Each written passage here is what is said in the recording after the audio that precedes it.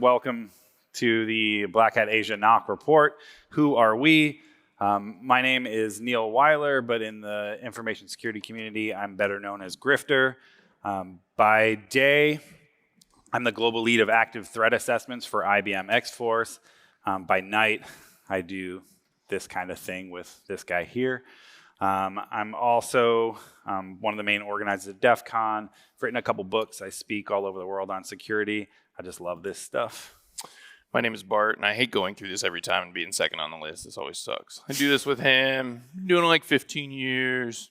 I've never wrote any books, but I give some talks. You've read some books, though, and that's something. Only a couple. So we've been doing it a while. I work at NetWitness during the day as a senior SE. Do this, helped with DEF CON, but I also just retired from that. I'm tired of that as well. So work is hard.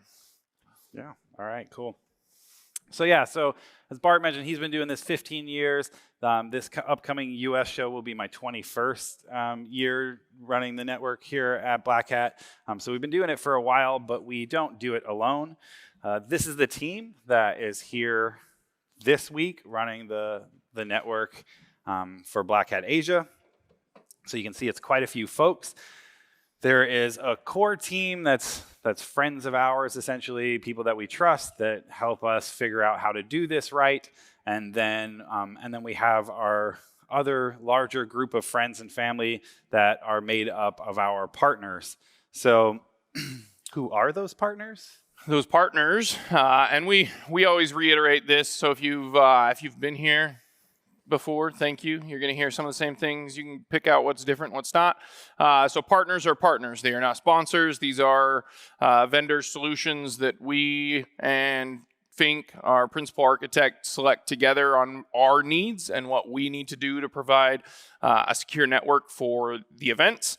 But these partners are, in no particular order, NetWitness provides threat detection, response, and identity. From Corelight, we have network analytics and detection. We have Arista, who at this show provide our tap aggregation layer. MyRepublic provides the bandwidth. You guys had 1 gig this year. We did not fill that out completely, so go ahead. Palo Alto provides firewalls, and then Cisco provides a bunch of stuff: network equipment, MDM, malware analysis, and our DNS provider with Umbrella. Cool. As Bart was saying, these are partners and we select them. This is not sponsored. No one can pay to have their equipment brought into the Black Hat NOC. We go out and decide what we think the best solution for what we're trying to accomplish is, and then we approach them and say, hey, we would be interested in working with you and having your equipment in the NOC. Would you be interested in doing that? And we've been lucky enough that at this point that every time we ask, the organizations always say, yes, we would love to do that. What do we have to do? And they send equipment and, again, people, right? So they send their best and brightest, and together we make this happen. So this is the architecture. Again, if you've been here, you may see some of this familiar, but we definitely live by the keep it simple, stupid principle. We're the stupid ones, so don't worry. It's us that's keeping it simple. So from Palo Alto, we have two 5280s. We have 3, actually. 1 is a spare, and kind of glad we brought it this year. We had some power issues and maybe down a firewall. NetWitness brought 2 hybrids that we run, all of those concentrators, decoders, and a few other tools on there as well. Corelight has an AP5000 with their Investigator and Smart PCAP. Arista provided the 7280 that is doing the tap aggregation for us. And then, as you can see, Cisco Meraki, all the access points, switches, appliances that we do there, some of the MX appliances used in a few other areas of the conference that we kind of partition those off, if you will, segment. And then, obviously, Umbrella, where we get all of the DNS data, and we have 2 resolvers on site, and then tertiary is to the cloud, to Umbrella. And this all looks very professional, but when Bart and Fink and I sit down and try to figure out how are we going to put this together, it's actually all written in crayon, and then somebody else goes and builds this for us. It's fantastic. We'll show you the reality of that when we take this very professional looking diagram and show you what it looks like when we build it. It looks like this. Yikes. So Yeah, it's just us scrambling around, putting servers and different things on top of regular tables. The cabling leaves something to be desired. And yet, in the end, it ends up looking like this, which you all can see if you go down there and look through the glass. So we start out with this mess, and it turns into something actually fairly nice. We just hide the mess behind the curtain. Yeah, we just hide the mess. This is what is delivered by that mess, and it is all of our different dashboards, right? So we have tons of different dashboards that we actually use. Bart likes to say, you know what's weird is I used to make fun of the dashboards that all these different providers had because it was like, oh, look, it's shiny, or oh, I've got these different colors and da-da-da-da. But I don't know, either we're just getting further along in the management side of things, and so now colors are exciting for us, or they're actually getting more useful, right? I'm the colorblind guy, so the colors don't really matter. Just give me the contrast, but we need to be able to visualize, obviously, if there's something wrong or not really quick. So all of these different things are dashboards provided, again, by all the partners, and they're up on the screens. You can go in and watch them rotate through. And as the show goes on, that's live data that you're looking at as well. So if you want to see, like, oh, how are things, going for today, that data is available for all of you. This one's interesting. This is something that Meraki has provided us with the heat map, and then you can see Palo's dashboard, kind of the main one. If you use Palo, you've seen the blocks and kind of how that differentiates the traffic. The interesting thing about the heat map that is actually useful to us in some cases is that provides a heat map not just of anybody connected to the APs, but if you are beaconing any wireless or any BLE, so Bluetooth, if you have your wireless or Bluetooth on, if you're not connected, we will see that and heat map it. So it's kind of an interesting perspective. As you can see, that bottom left corner of the heat map is actually the show floor, so the business hall. So that was after that had opened, and you can see that kind of gets busy. Yesterday, we saw the keynote dark red and everything else pretty empty, obviously, as the trainings go along. But it's just kind of a cool thing to see where people, when breaks are happening, when food and beverage is out, it's a good visualization. Again, a quick visualization for us to see where people are congregating. If there may be some issues, we would go from there. Yeah, just overall density, right? Plus, again, it's shiny, and we like shiny. So let's talk about some of the stats, right? So what did we see this show? Well, I love this traffic, right? When we discuss the traffic at Black Hat, we try to explain it to other people, and we try to explain it to organizations that we work with throughout the year. And we say, oh, we do this stuff for Black Hat. We're like, you know how you're looking for something bad going on in your network? At Black Hat, it's bad all the time, right? It's just bad all the time. So the way that we often describe it is, rather than looking for a needle in a haystack, is looking for a needle in a needle stack. And we know that traffic is, like, that sounds scary. All of the traffic, or most of the traffic, is malicious, but that's because we have training classes on that are teaching you offensive techniques, and we have people demoing things that are on other areas or other networks relatively scary. But for this crowd, that traffic is normal. And that means that we don't really block anything. We let those things go. We let all that traffic fly, because we don't want to be the reason someone's demo doesn't work on stage or in the expo floor. We need to make sure that those things work, unless we see a direct attack on our infrastructure, on the registration system, or something that's just outright malicious. Which and we don't, which we do see. We don't block it. So you can see that there were 73.2 thousand severe threats detected over the course of as of like 1:30 today when we grabbed these stats. But only 131 of those 73,000 were blocked. And that's just something that we're like, okay, that's actually bad. Somebody's doing something they shouldn't be doing. Let's get rid of it. But when we say that the traffic on this network is bad, and most of it bad, 73,200 severe threats detected. Those analysts in 4 days. In any normal SOC. So this is an overall trending of the DNS statistics. So as you can see in that upper right graph, we have 2018 through now. Obviously, there's no 2020 and 2021. You can kind of see the dip, obviously, from what the pandemic did to the world. And we this year surpassed 2018, which in that block was bigger than 2019. So we surpassed everything this year that we had in previous years. We had around 1,500 total unique devices. And then what do we have in there? Oh, it's our which networks? No, I can't even read it. No, that's IoT. And Which devices are which? So IoT, Apple, etc. So this is what the traffic looks like over the course of the week. So you can see that when we're all here, you get those like nice little bumps throughout the week.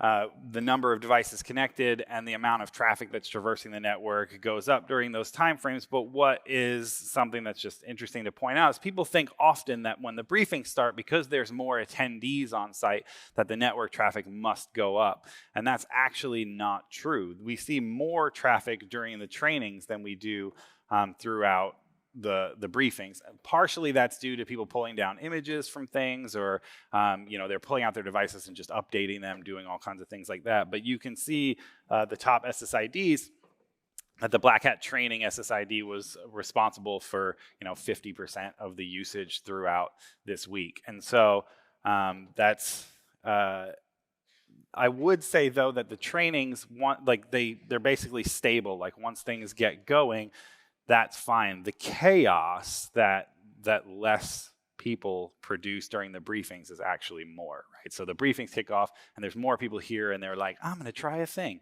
And so that is, we're always like, well, it's going to get interesting tomorrow when the trainings are ending and we're heading into briefing. So it's also a little easier to pinpoint when something happens in a training room, so we can go put the kibosh on a little bit quicker if something gets out of hand, as opposed to someone that may be walking around. So this is actually interesting. So as you can see, the little pie chart, that's unencrypted versus encrypted traffic. We actually went down, so we kind of keep track of this overall from a show-to-show basis, and even country to country. So when we go to Asia, Europe, and Vegas, Asia has traditionally been a much higher encrypted traffic. So this is actually pretty low for what we would have expected here and what we've seen in the past for encrypted versus unencrypted traffic. 72%-ish, I think is what we said was encrypted versus the remaining 28 unencrypted. So that's actually kind of high from what we'd expect. Good to see TLS 1.3 kind of climbing the ranks there. SOCs for visibility and analysts do not necessarily like that. We're going to have some problems, obviously, seeing into that from a privacy security perspective. We would rather see TLS 1.3 at this point. We have the Hacking Clouds network there circled because, as you can see, they actually generated more sessions than the entire general Wi-Fi themselves. So whoever that is, go ahead and pat yourself on the back. You guys were doing a lot there. Packet decoder. So this is what we saw from NetWitness and the total captured packets, and what we kind of saw from the, again, this is about 1:30 today. So about 4 terabytes total of raw packets captured from that perspective. I guess we can point it out here. We don't keep any of that. That's all wiped at the end of this day. Show to show, we keep that obviously the entire week so that we can look into anything from a analyst perspective, again, dig into anything and see if there was any problems, but we do not keep those. There's no blogging and marketing happening with all your data afterwards. Sure. And I think that it is important to point out that that raw packet capture is important for us. Like when we go back and do investigations, we're able to rebuild sessions and pull files out and do all these different things that we wouldn't be able to do if we were just looking at logs. And having that level of visibility has been super nice for us. Sometimes we don't discover that somebody's messing around until a few hours in, or maybe even sometimes the next day, and we'll be like, well, let's see what they've been doing the entire time that we're here. And being able to roll the clock back and look at every single thing that they were doing in every packet, it's just a powerful feature to have. In this case, I guess I'll just start on the right-hand side. TikTok made it into the top 10 used apps this show, so that's great. I'd love me some TikTok, isn't it? I do not contribute, so Dude, it's bussin'. You should. No cap. Pope just starts laughing. Obviously, we are not of the Gen Z, so we like to troll our kids by using all their TikTok lingo. No cap. But yeah, so the other stats here on the left-hand side is VPN. So the top VPNs that are being used here at the show. An interesting thing we just added down there on the lower left was an individual who was on the network, and then their VPN dropped. And the moment their VPN dropped, the amount of traffic trying to exploit things was went through the roof. So that big whoop is them throwing a bunch of malicious traffic, and then they were like, "Whoops, my VPN's off," and they kicked it back on, and it went back to us not being able to see it. Which again, like, so if it's your organization and you're not doing decryption at this point of the traffic inside of your environment, we don't do decryption. We'll never do decryption, obviously, but you could be missing stuff. So that's not the cert that we're pushing to you. Don't accept that. Yeah. So kind of the evolution of the NOC. We'll go back here a little bit. This is, again, we've talked about kind of where we came from. There's some different things that we've done in the past. This used to be a whole different ballgame. Again, you saw that video, kind of what it looked like, the amount of people that are in there, the amount of actual network equipment. We used to spend a couple of weeks in a buddy's garage with a whole bunch of SoCris boxes trying to program everything using PF and all the things, and it became a nightmare to manage. So it's been how long since we've had partners now? 7 years or so? 7, 8 years maybe? So there you go, since 2016. So that we actually went and talked to partners again to bring them in and kind of quit doing the roll your own open source piece. The biggest piece for us, so if you've ever noticed, we're the Black Hat NOC. Right? We're the Network Operations Center. Our first and foremost goal is stability, because again, if you're in a training room, the majority of those trainings have moved labs to the cloud, and we need to make sure that you have access to that while you're on site. So obviously security is a big piece to us, but our number one goal is to make sure that that network is up and it's available. Security obviously comes to that. Kind of the crown jewels, if you will, for us is anything in registration. Our information is in there as well, not just yours. So it's something that we will protect and make sure that everything is taken care of there. Nobody would ever be attacking that, at least while we're on site, and have control of that. Segmenting that network was a big deal. Back in the day, we used to have training classes that we'd have a wireless training class that would test their wireless hacking skills on the network. So some of those things became an issue when we had classes basically taking each other down. Segmentation, keeping everybody away from each other, because again, this is Black Hat, was one of the big goals from there. Once we get all those things together, obviously digging through that data that we have now, hunting, being able to do full investigations, understanding what happened when something happens, that requires obviously all the partners, as the equipment, as well as the people that they bring to do a lot of that. Malware sandboxing, so when we see all of those samples, we can actually test and see what happened. We have seen some crazy stuff, not always, but we have certainly seen some things that we can detonate and play with, and we're glad that we have that as opposed to somebody just playing with it on their laptop. Identity and access management, so we've had some situations. The majority of these things that have happened are because of lessons learned, if you will. So from a identity and access management perspective, I guess we can tell the story again real fast. We've had a vendor in the past that made a push. We did not approve it. It took us down. With the best intentions. It was best intentions. There was an exploit dropped on their equipment the day before on stage, so they were really worried, and they got a patch that pushed it and did not consult us and basically took down the network. So we now took control back. We are control freaks as it is, so identity and access management provides that.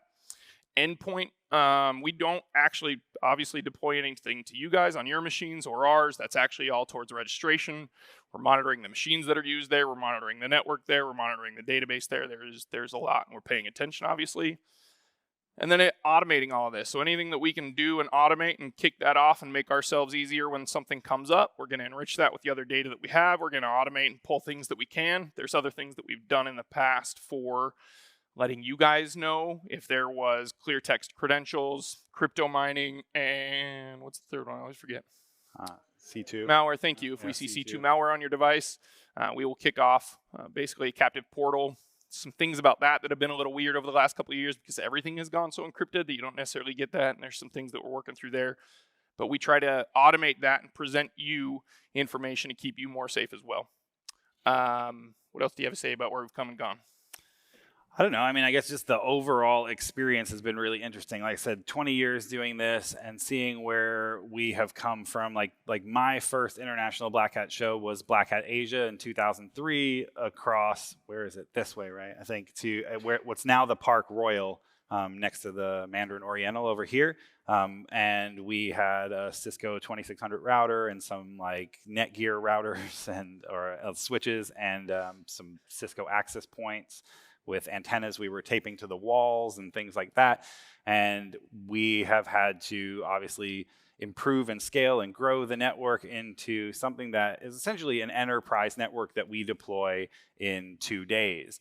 Like there's a lot of planning that goes into that beforehand, obviously, before we get on site, but going from like essentially consumer grade gear to enterprise level stuff, and the technologies that we've introduced are essentially what, at least in our opinion, are what most modern SOCs should have in them, right? So like having the ability to have a SOAR solution in there, using threat intelligence platforms, going in there and having different NDRs, EDR and mobile device management, all of these different things and these pieces that make up what we have here is essentially to us what we are like, hey, we got burned somewhere or we lacked the visibility into something, and I realize that we're spoiled. I said at the beginning of this that when we approach vendors and we say, we'd love to partner with you to fill this hole that we have in our program, they have always said yes. So you may not have the same ability to do that budget-wise, to just be like, I lack visibility into this area of the network. Someone give it to me for free. But it's not even from an equipment perspective. You saw the picture of our team. Like that's the best of the best to run that, help troubleshoot and go through that. So obviously we want to reiterate all the guys that are sitting up here. That's the crew that helps us really execute on bringing all that equipment. They could ship that here, and I'd sit there in that chair and stare at it and wonder what we were going to do next. So that light really just turned orange. That light turned orange. What does that mean? Well, right, that would be us. No, I'm just kidding. But it definitely is a balance of, it's like you can have the best equipment in the world, but you have to put people behind it who know what they're doing and have the skills to execute and make the most out of that equipment. And we have, again, been lucky enough to be able to work with the brightest folks and the best gear. So it's fun. Story time. Stories. All right. So we always give you a few stories, some things that we saw, some interesting stuff. This year's no different. We have some interesting stories. So again, for anybody that may have been here in the past, if you ever heard us talk about Big Fix, there was year after year that we saw some interesting stuff with them, that they basically provided all the it acted as a C2 server, basically beaconing and providing all the enumeration in the clear that you could on a device. And we actually saw that again, not from Big Fix, but from a different EDR vendor, that they are basically providing all of the all of the statistics back to their server on the versions of the OS, the applications, and feeding all of that back to their corporate environment as you would expect. However, they are doing that in the clear. So if you were to enumerate that box, you wouldn't necessarily have to. You just listen on the wire, and they'll do it for you.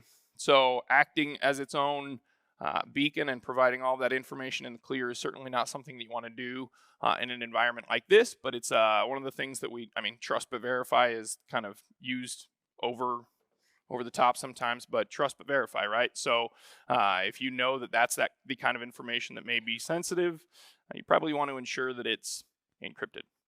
I think it was Jessica, what do you say? You're like, don't trust but still verify. You're like zero trust but verify. She's like, I don't trust anything.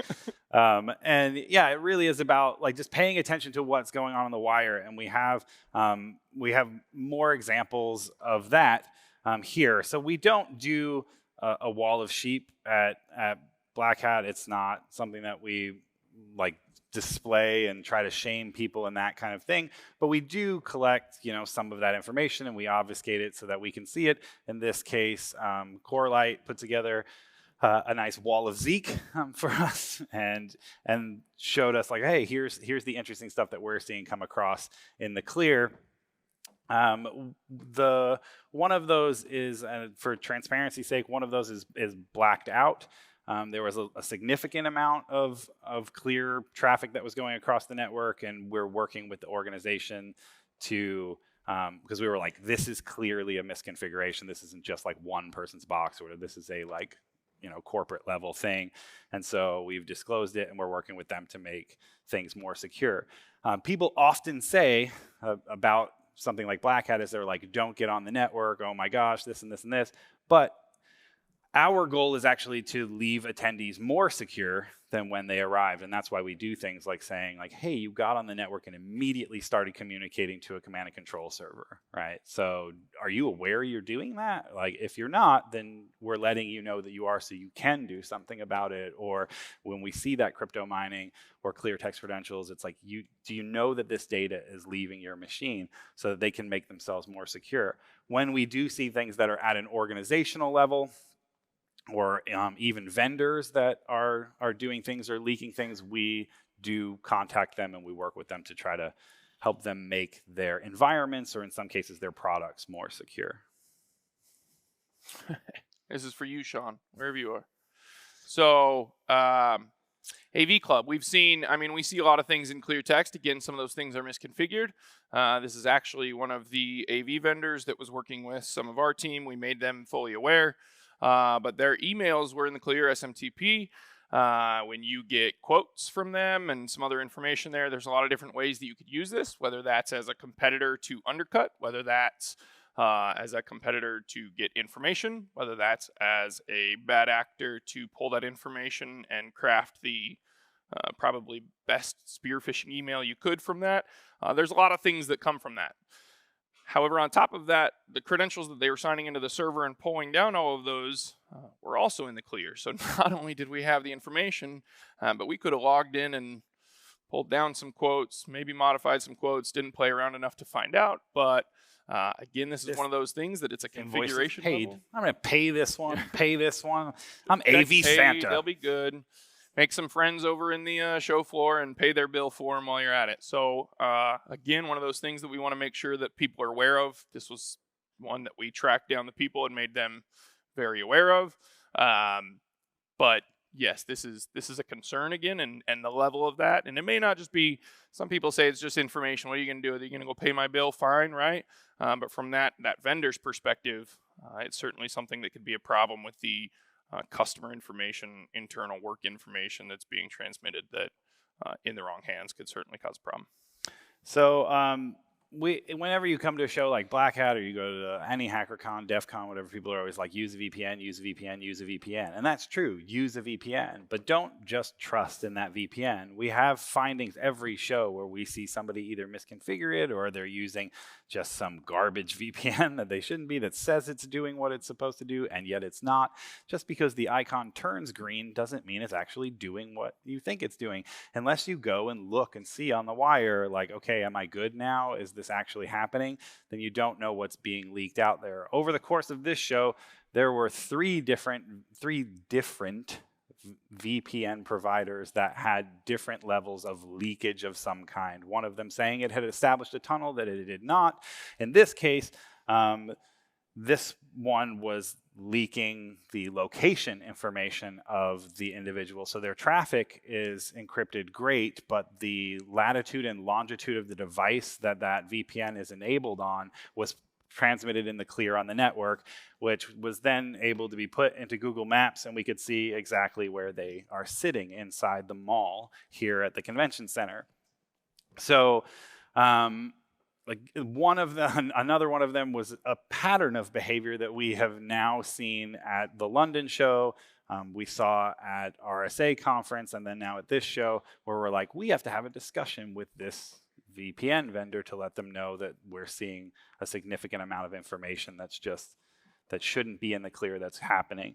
So get on your VPNs, but don't just, it means you're safe. Don't trust, but verify. Zero trust. Yeah. So zero trust, drink. And then, but yeah. So again, 3 different vendors, 3 different levels of issue, but they're out there, and we're looking for stuff, and this is what you find. We've seen things like this before, where applications, not VPNs. This one's like, damn, it's a VPN. But VPNs that it was all encrypted, but your credentials were passed in the clear to set up the tunnel. There's some interesting stuff that, again, don't use the janky ones. If it's on a commercial, you probably shouldn't use it. You always come up with the best slide names. I love it. I forgot about this one already that you said, CTFE.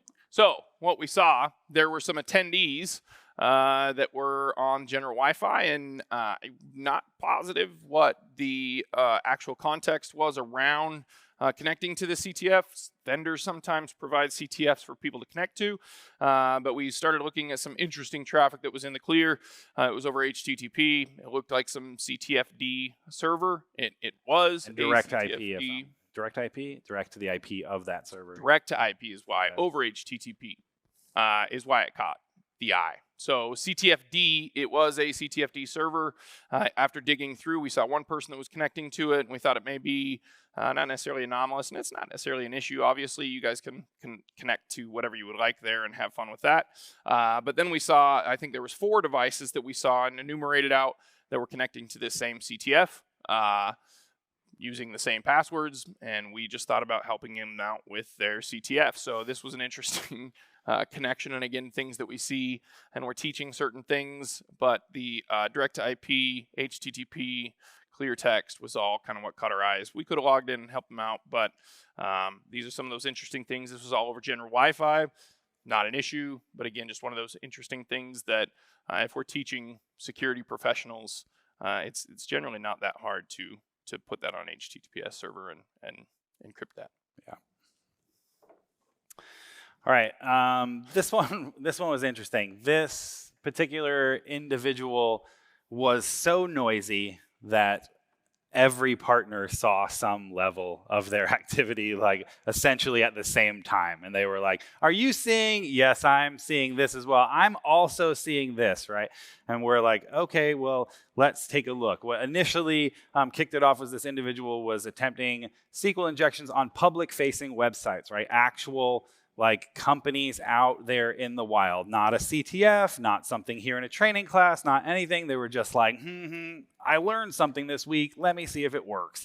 And they just started firing it off at the internet, right? But that wasn't enough for them. Then they started attacking WordPress sites.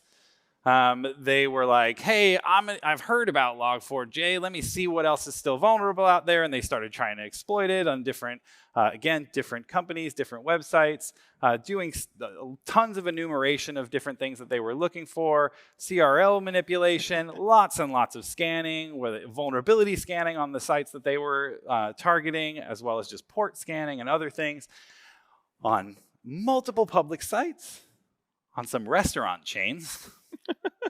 And then they started on payment providers, right? So then we're like, man, they just kept going up the chain. Again, due to the nature of the environment and things, we're like, okay, well, most things we let go. This is clearly not a demo, right? Like this is somebody just attacking company after company after company. We sent them this. So really, I guess I can read it for you. It just says like, dear Black Hat attendee, doing illegal activities at Black Hat is still illegal. Please discontinue attempting to execute vulnerabilities on live internet-facing websites. This is a violation of the Black Hat Code of Conduct. Love the NOC. P.S. If it continues, we will come find you. And actually, because of the way that things are set up and what Cisco and Meraki were doing, like we knew, like they were like, they're in the hallway back here looking out at the bay. Like, so we're like, okay, well, we could just go. But they got this and everything stopped. All right. And so it means they connected to their hotspot. Right. Yeah. Stopped on our network at least. They're out there. They took a training class and now they're spreading their wings and flying. So yeah, how to use a VPN now so they can hide themselves. Right. Yeah. So again, this is the type of stuff that we see, and the reason that we can see it is because of all of those people, that team that we showed before. The majority of the way that we see this activity is through threat hunting. And so the hunters from Cisco, the hunters from Corelight, the hunters from NetWitness and from Palo Alto, that's what they're doing. They're sitting in the seats and saying, in an environment where if we tried to turn on any kind of alerts, we would just be completely overwhelmed. How do you find something that's bad? And so they go out and look for behavioral things or anomalous things, and they use the skills that they've built over years and years of doing this work to find the stuff that's actually bad, right? They're like, where is it being pointed to? What are they doing? What are the attempts? And so incredibly valuable for us to have them in there, and they make it really fun by finding all of this interesting stuff. So that's what we have, but we also have about 5 minutes. So questions, there's always good questions. I'm kind of putting that out there, so we do have some, but ask questions, ask away. 5 minutes, there's mics, I believe, so anybody want to come up? You can't leave. If you get up, you have to go to the microphone. That's right. I'm watching you. You sit down. You scared him. Yeah. And then she was like, I'm not going anywhere. All right. Well, if there are, come on. There's got to be some. We'll just stand here for 5 minutes. What do you want to talk about? Oh, no. There's always a Jeff Moss. There's always a Jeff Moss. Do you want to talk about that? No? Anything? No? Oh, somebody's coming up. We got something. I figured I'd help you out. I like it. What was your favorite thing you found that wasn't a security incident? Someone doing something dumb or stupid? Because there's always that thing. There is a lot of that all the time. That's your favorite. I'd say for me, one of the interesting ones was actually, it was probably one of the most serious that we thought at first. So we've talked about this a few times, but there was a time at the US show in Vegas that through some digging and through some emails and the way those emails were worded, long story short, we actually thought somebody was getting a hit put out on them. Like it was, we almost reached out to the FBI, and we actually ended up, it was somebody that quit at a company and they were hunting down their laptop, but they basically hired a PI and were searching for him. But that realness that I felt like we were doing something real and not just telling the guy in the hallway to stop and kicking him in the ankles. We were going to save someone's life, but no, we were just seeing that he stole a laptop. So that was an interesting one. There's always something, and it builds up to something, and then it usually explains itself away. But thinking that someone might get shot was certainly an interesting conversation. I think the funniest thing at this show is how we kept ourselves from setting up the network for like 6 hours by screwing up our own DNS. It's always DNS. It's always DNS. Yeah. We'll never speak of it again. All right. Anybody else? We make lots of mistakes. Yeah.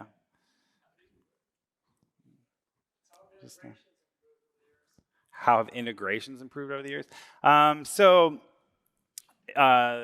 case I didn't say it loud enough, how have integrations improved over the years? Because we partner with so many different organizations, sometimes when they get in there in the NOC, it's their first time seeing their equipment with wild data, and not just like data in the wild, but wild data, right? Like, and so they're like, whoa, is that what that looks like? Oh, that's really interesting, you know, and they're passing different types of data to one another. And so they'll see it come over to the person sitting next to them and they'll go, oh, we should fix that. Yeah, that's not good at all. We're sorry.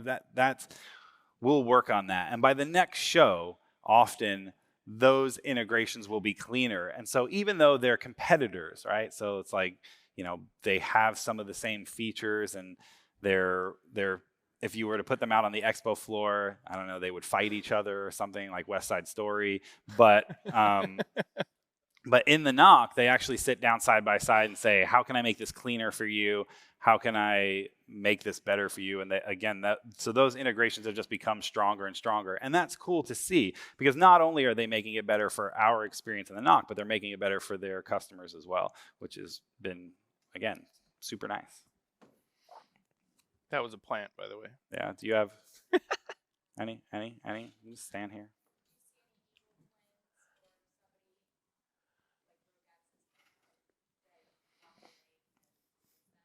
So do we see anything like rogue access points or people trying to like impersonate others? Is that what you're saying, or whatever? Not here. We didn't. There's one story that somebody went through the effort in Vegas one year that it was basically a little $5 PCB board. It was probably Mike and did it to us, that it was hidden after time and traveling and trying to find out where it was. It was basically just de-authing everything at a certain area. And we found, like I said, it was like a $5 board that was printed with a AA battery in the back of it that somebody hid in a planter that was just blowing up everything in a certain area. So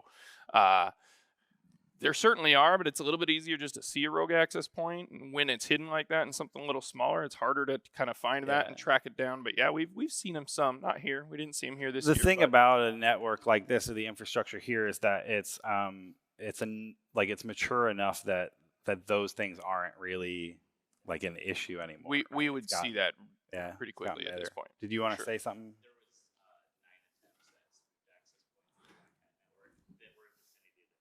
Okay, so there were 9 attempts to put up a rogue access point of some type across the Black Hat network, but obviously nothing that came to fruition. So, We have 30 teams seconds. that do stuff and don't even tell us now. See, how's that go? All right, yeah, one of the guys on the team is Dark Matter or Mike Spicer, who, like, if you've ever seen the Wi-Fi cactus, where it's like this lunatic walking around with a giant backpack full of Car wireless batteries. gear, yeah, with a car battery hanging off his butt and like all this stuff, then yeah. So, like we said, we bring the best and the brightest. So that's our time. Thank you. Thanks for coming out. Thank you.